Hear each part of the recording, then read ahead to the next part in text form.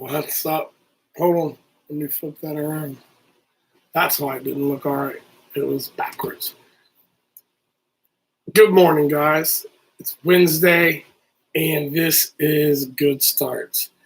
Thank you, as always, for joining me each week as I do these and encourage you guys. And this week's Good Starts is entitled Dangerous Prayers. Dangerous prayers because when we pray these, we never know what God's going to do. We see different situations where, like, we see prophets standing in front of God, and he says things like, "Who will I send?"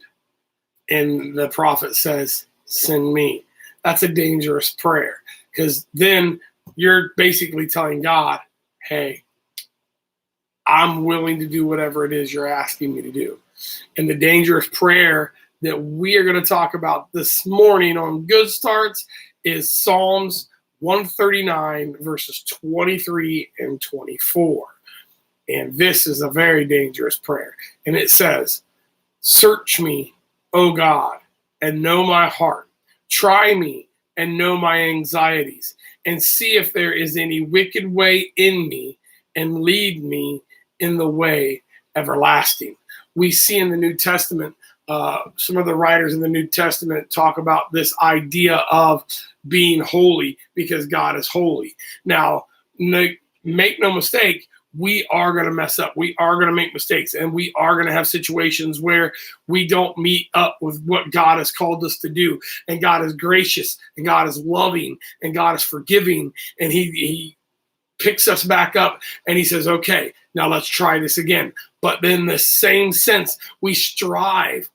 Like one of the speakers at camp, I got to know really good, Sabir, at the camp I was just at last week, talked about how we are never going to be perfect, but we strive for perfection.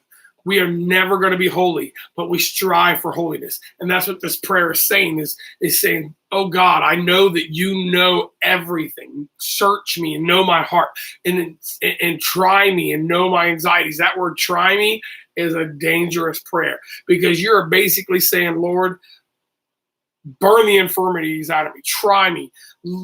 Put me in situations where I have to rely on you." Oh.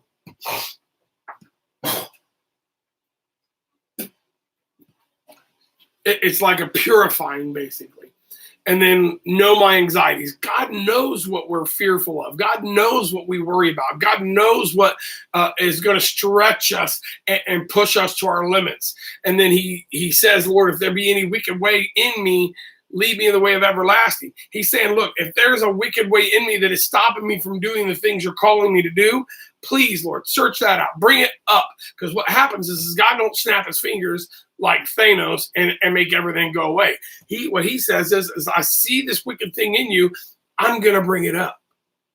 I'm going to stir it up in you and make your heart be a little bit convicted about it, and then we're going to see what happens. And then I will lead you in the way everlasting. Then I will help you get rid of that wicked thing out of your life, so then that you can be one step closer to being holy, one step closer to being perfect." But like I said, we are never going to be perfect. We're never going to meet God's standards totally, but He is working us to be like Jesus. He's trying us and purifying us and leading us in the way of everlasting, if we're willing to go through that process, because you have to be the one to initiate.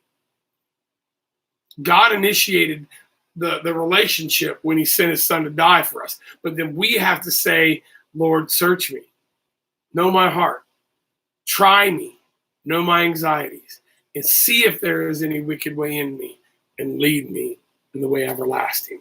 If you're willing to pray that prayer, God will do marvelous things in your life. I love you guys, and I'll see you next week.